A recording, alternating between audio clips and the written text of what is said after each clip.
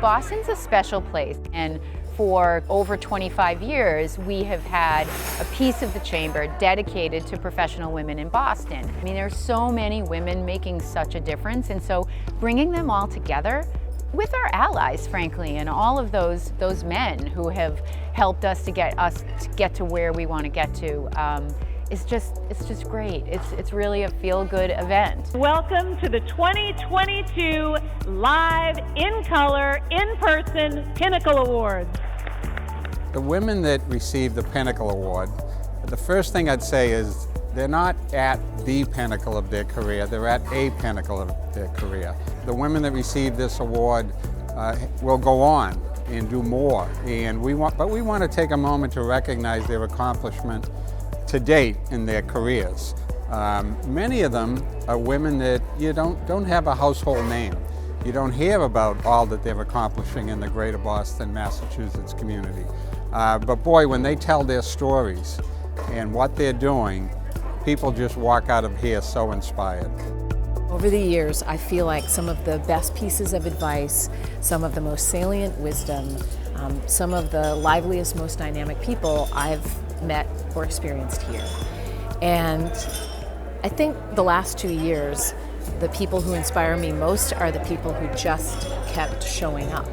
You know, I think about, the healthcare community and first responders and parents and mental health providers. There's so much inspiration around us, and to be able to take a minute today and to celebrate it together is just a gift.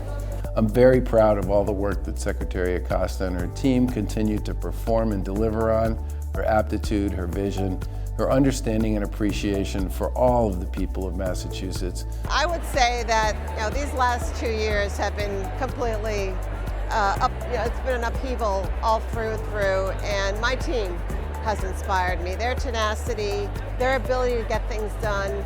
They have been indefatigable in their mission and their goals. They have never let me down, and so I feel very inspired by that, to never let them down.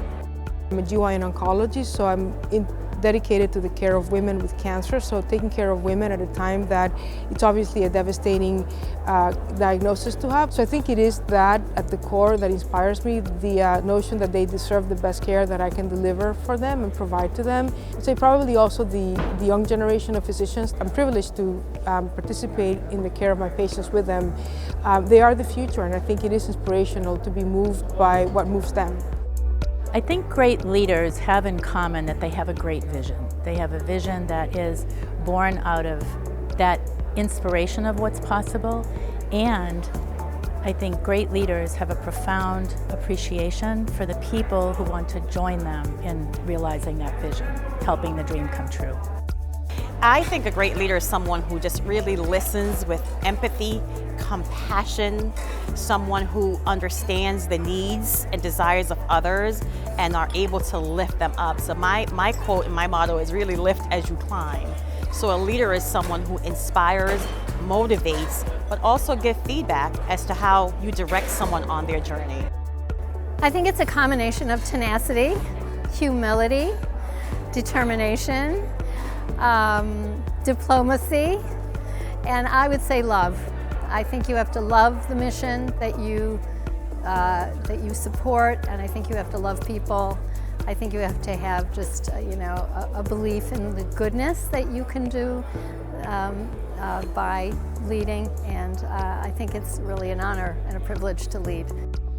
For me, I think success means waking up every morning and feeling pretty good about what I did yesterday and pretty good about what I'm going to do today. That optimism, that energy and excitement, that feels like success to me. But I will make no claim to know what success is. I think we're all just trying to figure that one out.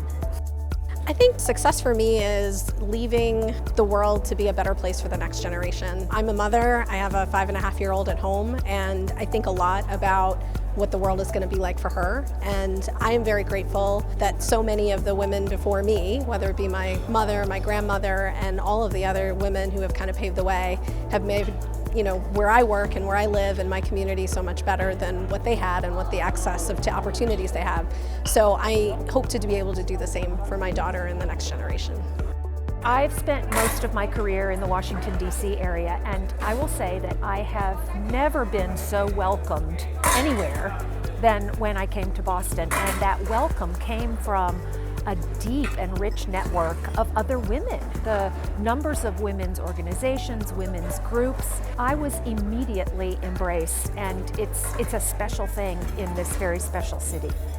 I feel like Boston has always embraced women as leaders, and obviously now with Mayor Wu at the helm, and also a lot of wonderful leaders in her cabinet, it really just speaks volumes to Boston's inherent belief that we really are all equal, and that women truly can be fantastic leaders.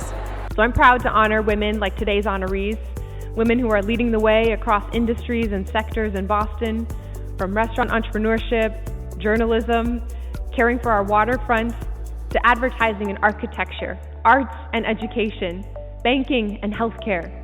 Women who are creating opportunities for all of our communities to build wealth and achieve economic security and stability.